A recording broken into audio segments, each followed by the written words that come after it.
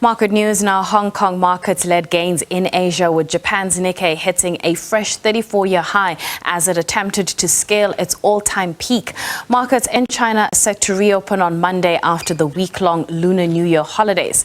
Meanwhile, investors will be waiting to see what authorities could do next to shore up the country's battered stock market after appointing a new markets regulator just before the break. To give us perspective and look back at the week that was, we are joined by Warwick Lucas from Galileo Securities. Warwick, thank you so much for your time. As we get to the end of the week, your assessment of market performance right now? Look, I think overall the last week has continued the theme of the last few months or so, and that is that overall global market sentiment is quite positive, and particularly bearing in mind that this was in the context of a topping out in the interest rate cycle. Now, I mean, expectations for GDP growth in the US have risen a little bit in the last month or so, which puts the risk of prospective inflation a little higher. And I mean, the last US inflation reading was a bit uncomfortable. But I mean, growth has been robust, but definitely slowing. As far as the bond market goes, well, we saw that's had most of its bond rate ranges creeping higher in the last month or so, and not just in the last couple of days when that inflation data came out, and we've seen the dollar strengthening. So it's suggesting some growing sentiment there that the Fed may be slower to take foot off the brakes, but nothing that really stops the overall positive trend. With that said, then, if you had to look back at the week, were there any themes that drove markets?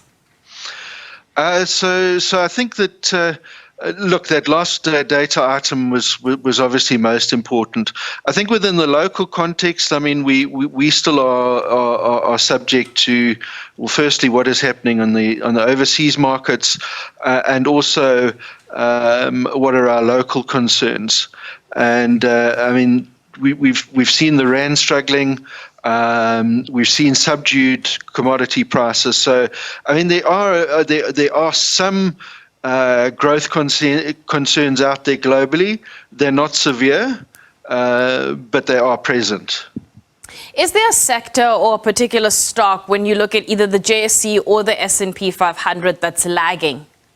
So when I look at both the JSE and the S&P, actually, retail sales are quite insightful in both markets. In the case of the US, I mean, the last retail sales data was weaker than expected, and yet this probably should be indicative of how interest rates are a blunt instrument, because quite clearly they have been on higher interest rates. It takes a while to filter through to consumers, and then the bite sort of picks up, as it were, and we've seen that effect coming through.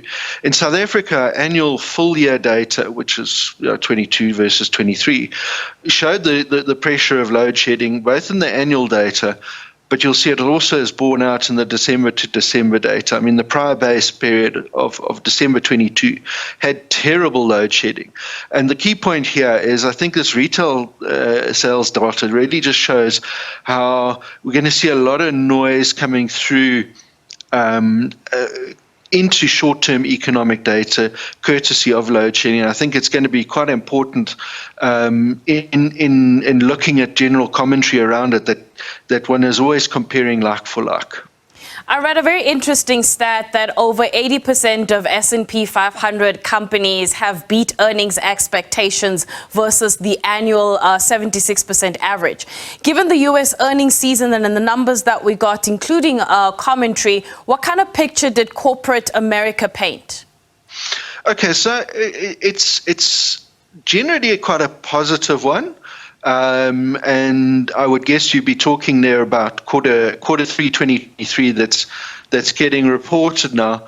So overall, the estimated earnings growth rate is about 2.9% at the current run rate, which is obviously positive, but it's not a huge figure.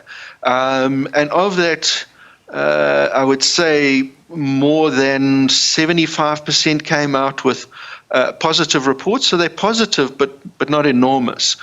In terms of Q1 2024, I mean, what we're looking at is so far we've seen about 50 S&P 500 companies issue negative guidance, about 20 come out with positive guidance. Now, that might seem like a bit of a skewing, but generally you'll find that guidance on the negative side tends to get flagged a little bit faster, due to the sort of pressure that comes onto corporate execs to flag issues. So all in all, a fairly stable picture that is currently present in the US. As we wrap up, do you like the SA small caps? You know what? They offer tremendous value. I mean, they're really fantastic bargains.